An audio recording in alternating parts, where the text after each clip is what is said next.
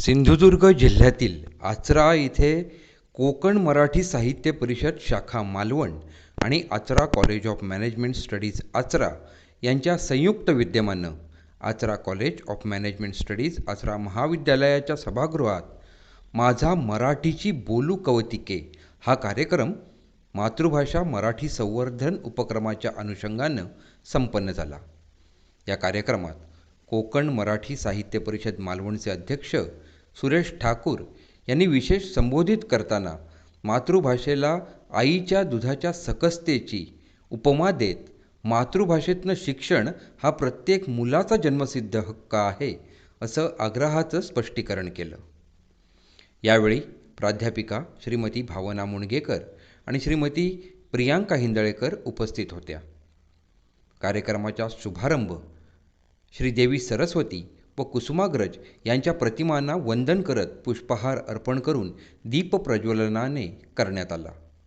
श्री सुरेश ठाकूर यांनी त्यांच्या मार्गदर्शक संबोधनाद्वारे मातृभाषा, तिच्या बोलीभाषा, तिचं व्याकरण आणि सौंदर्य याविषयी त्यांचे विचार मांडले आणि मराठीची गोडी लागण्यासाठी युवा पिढीने चोखंदळ वाचन आणि सखस लेखन केलं पाहिजे असं आवाहन केलं।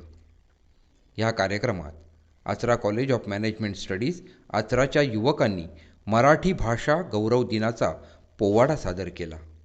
यात दीक्षिता पाताडे, निकिता घाडीगावकर, अमिषा पेडणेकर, मानसी केरकर, तन्वी पाडावे, साक्षी नरे, वैभवी कदम सहभागी झाले।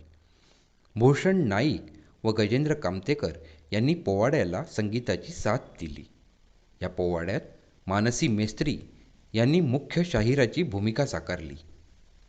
या कार्यक्रमाचं प्रास्ताविक सौ भावना मुणगेकर यांनी केलं। कविवर्य कुसुमाग्रज यांच्या कणा या कवितेने कार्यक्रमाचा समारोप करण्यात आला। सौ प्रियांका हिंदळेकर यांनी आभार प्रदर्शन केलं।